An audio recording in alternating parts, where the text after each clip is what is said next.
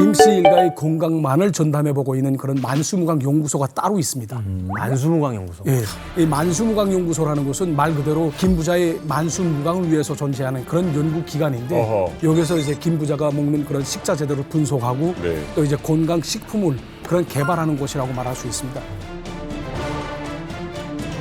그리고 또 여기에서 뭐 먹는 것뿐 아니라 이제 김 부자가 사용하고 있는 숟가락, 젓가락, 그리고 책상, 의자를 비롯해서 건강 장수와 관련된 모든 그런 것을 다 연구하는 그런 기관이라고 말할 수 있습니다. 그리고 또 여기에 종사하는 이 연구 기관에 종사하는 연구사들을 보게 되면 대부분이 다 김일성 종합대학 그리고 리과대학 그리고 김책공업종합대학을 졸업한 그런 최고의 엘리트들로 엄선해서 데려온다고 합니다.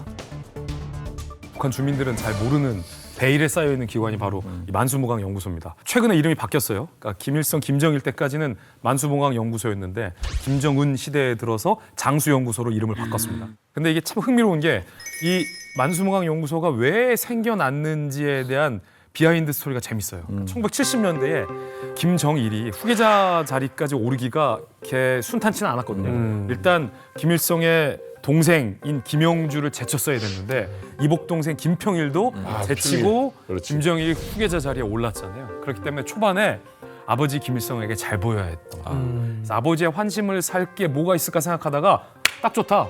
수령님의 만수무강을 연구하는 연구기관을 만들자.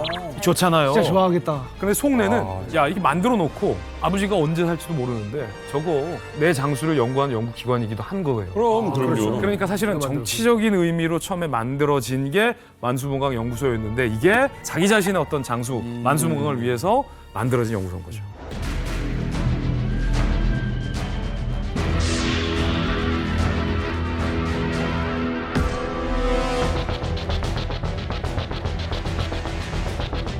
세 개나 있네요. 세 개. 만수무강 연구소. 북한의 3대 명문대 출신들만 뽑아서 갑니다. 그 사람들 다 한 사람을 위해서. 주민들은 있는지도 모르고.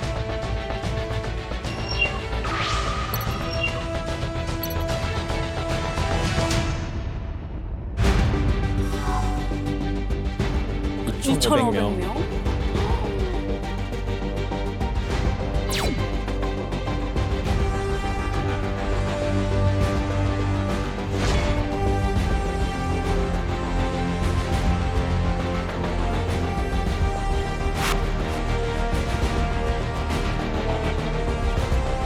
인민들은 소를 먹으면 사형을 시키는데 그러게. 고급 맥주를 몇 캔데요? 무균되지. 무균되지. 균이 없어.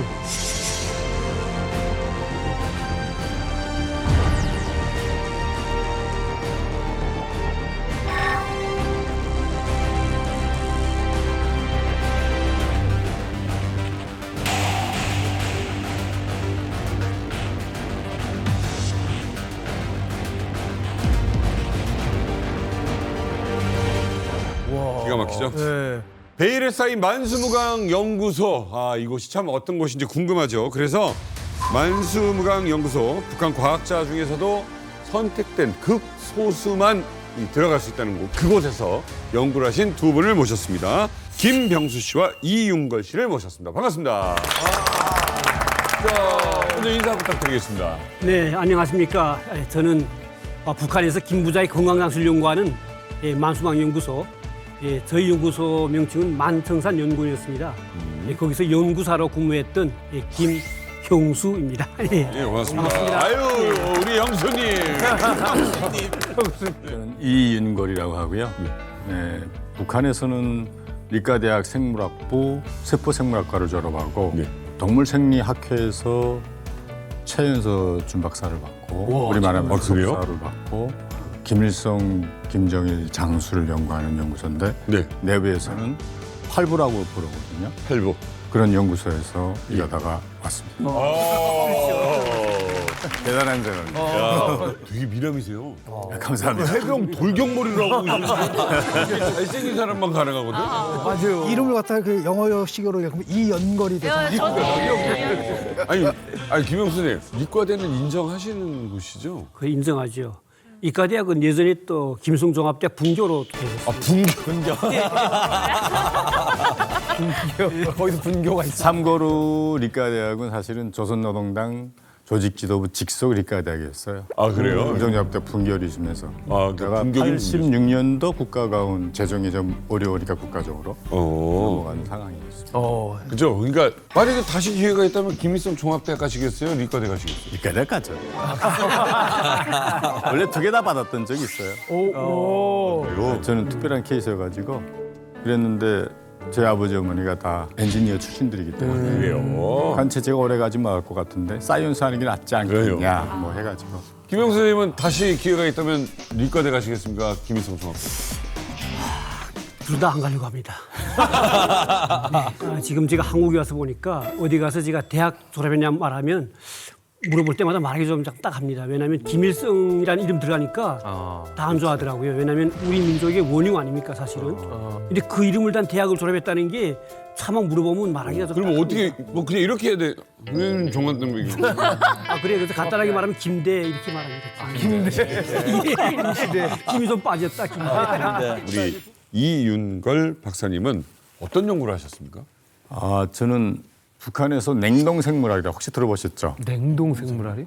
한국에서는 초저온 생물학이라고 그래요. 아, 냉동인간. 네, 냉동인간. 네, 얼었다. 그것도 뭐 일반 온도에 얼구는 게 아니라 일반적으로 초저온이다 그러면 마이너스 150도 미만을 초저온이라고 그래요? 그러거든요. 그래서 액체 질소에 얼구는데 액체 질소에 생명 물질을 얼었다가 여러 가지 가공을 해야지만 생명공학이라는 게 발전할 수 있으니까 냉동 생물 한번 냉동시키는데 장수가 무슨 상관이 있어요? 그런 거죠. 이제 실제로 그때 당시 불치병에 걸렸댔으면 이게 죽어야 되잖아요. 근데 앞으로 몇십 년 또는 100년 후에 300년 후에도 낫는 약이나. 다시 깨어나서 살 수 있으면 그때 다시 살겠다는 거예요.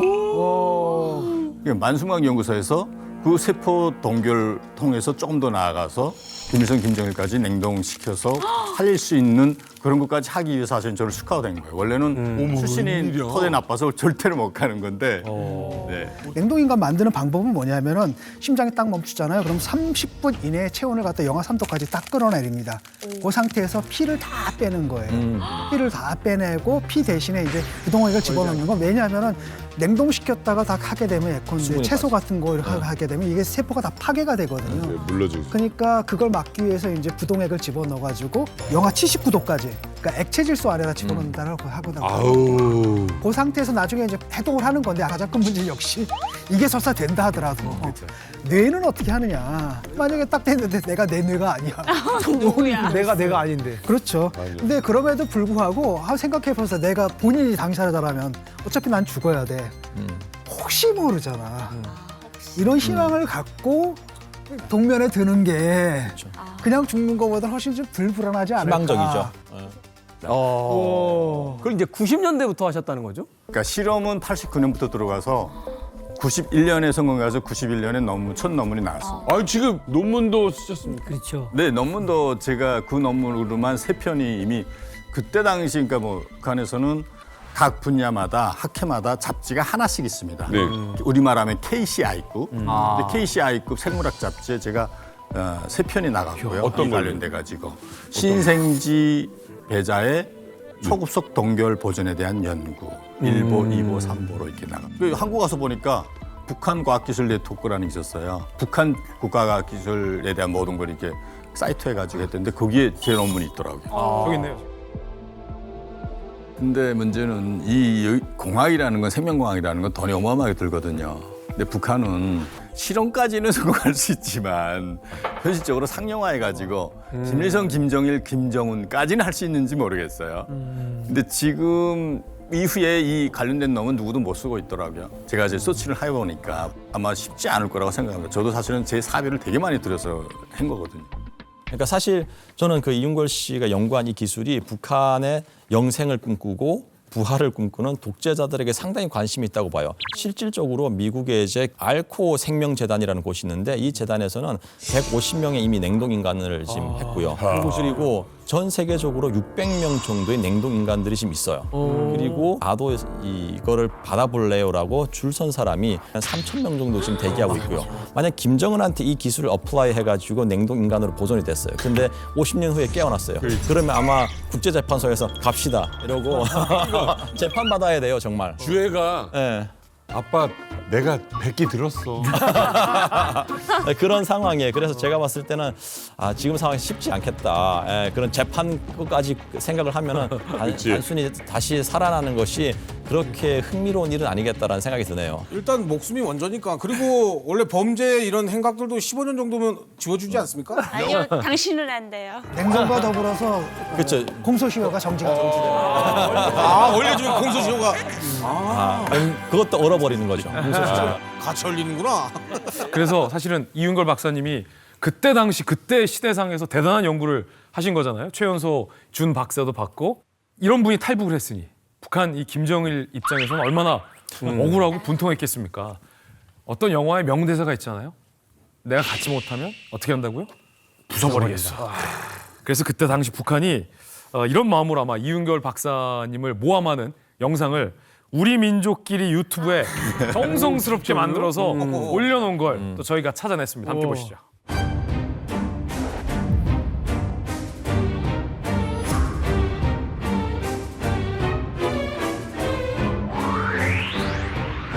고학력 탈북자의 탈을 벗기다. 이윤걸의 행실이 얼마나 추악하고 너절했는지 올해는 남조선과 해외 동포들에게 진실을 알려주기 위해서 이윤걸과 함께 생활한 사람들을 만나 그에 대해 구체적으로 취재했습니다. 윤걸이가 한이 받았다는 건 어떤 그런 거짓말입니까? 제가 대학 시간에 생활해보면 윤걸이는 도둑놈입니다, 도둑놈. 네, 맞습니다. 그건 도둑놈 거죠. 도둑놈이야? 근데 무슨 근거는 하나도 없고 그냥 욕만 하네요.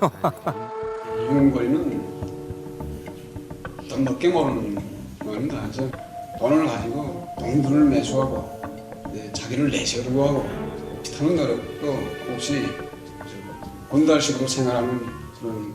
아이고 많이 저 많아졌네. 볼때 들어간 거 봐, 어떡해. 한국에 있었으면 참 똑똑할 사람이다.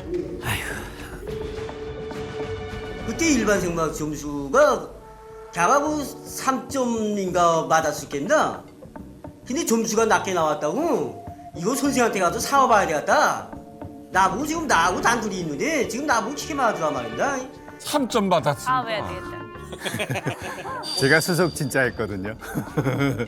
윤거리는 완전 협작권입니다. 우린 윤거리가 말하는 거 믿지도 않았습니다. 그래도 척 생각하면 도둑놈입니다, 도둑. 대학 동창생들이 증언하는 이윤걸. 그것은 한마디로 기억하기조차 싫은 도적놈, 협잡꾼이라는 것입니다. 아니, 그러니까 무슨 협작을 쳤냐고. 이윤걸놈이 떠들어대고 있는 이른바 학위와 연구 실적에 대해 증인들의 말을 들어봅시다. 난 학위 발표했다는 소리 듣지도 못했고 그건 거짓말입니다. 가가고 지그지 앉아서 공부한 적도 없고 실험한 적도 없는 아이가 어디 가서 뭘 해가지고 학위를 받는단 말입니까? 이미 책에 실렸는데. 논문 어떡해, 너무 나왔는데. 생물학 잡지는 내기가 쉽지 않거든요. 그래서 장사를 가짜면서 공부를 하는데 대를 저를 키워준 저국에다가 칼질을 하는 그런 욕적질을 하고 이거야 윤걸이 너는 어디로 사람으로서 그런 행동을 할 수 있는 윤걸아. 이것이 바로 이른바 고학력 탈북자라고 떠들어대며 천하의 온갖 못된 짓만 골라하며 돌아치는 인간충을 이윤걸의 추악한 진면모입니다. 우리 군대와 인민은 감히 우리 공화국을 홀뚜도댄 인간 쓰레기들의 죄행을 똑똑히 기억하고 있습니다. 그 죄값을 1100배로 기어이 받아내고야 말 것입니다.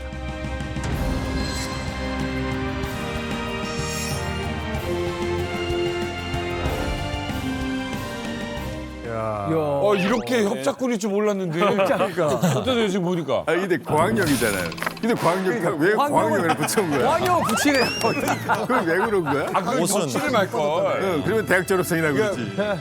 인정이네. 지금 근데 아는 사람들입니까?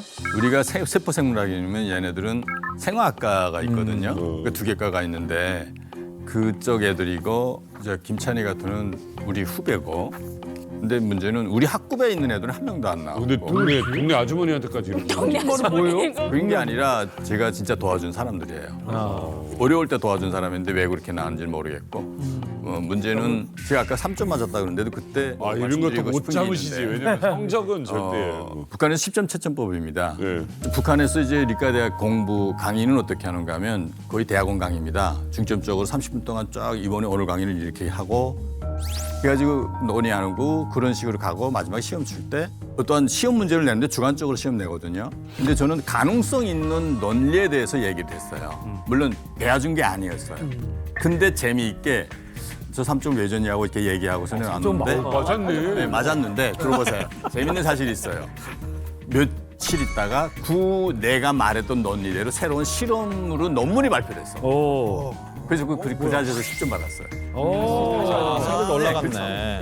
자기가 배워주지 않은 대로 이 책에도 없는 거를 냈는데 사실은 그런 정도 됐기 때문에 내가 저 분야를 처음으로 북한에서 처음으로 개척한 거예요. 그러니까 이게 쉽지 않은 일이거든요. 욕은 하고 싶고 마땅한 게 없으니까. 그렇죠. 3점 맞아서 안 앉아 있었어. 안 앉으니까 보면 이제 두 가지가 딱 티가 나잖아요. 그러니까 비난은 하는데 근거가 없고 그냥 나쁜 사람이다만 계속 반복하지 어떤 구체적인 사례를 제시를 못하고 그다음에 두 번째로는 저 정도의 어떤 특별한 영상까지 만들어 주셨다고 하면 이윤걸 그 박사님께서는 하나의 훈장이지 않을까. 내가 이 정도야. 북에서 나 남으로 왔더니 나를 위한 영상도 만들었어. 아무나 안 만듭니다. 아무나 안 만듭니다. 아무나 안 만드는 거야. 아무나 안 만들어요. 맞습니다. 딱 보면 알잖아요. 그 연기하고 있잖아요. 네. 그러니까 저쪽에서는 어쩐지 몰라도 우리처럼 영상에 익숙한 사람들이 딱 보면 정말 연기하는 거고 나는 마지막에 그 아주머니 연기하는 게 진짜 가슴이 아파 막 처절하게 연기를 하잖아요. 인민반장 출신 같아요. 막 선동하고 막. 근데 내가 딱 봤을 때 저는 이제 영화 전공을 했잖아요. 그러니까 뭐가 보이냐면 거기 지금 나온 사람들이 다 눈을 아래로 깔고 얘기를 해요. 매번 보는 거지. 맞아. 거짓말을 하는 예리하시네. 거죠. 최소한의 양심이 있어가지고 똑바로 못 쳐다보는 거예요, 그럼요. 맞아.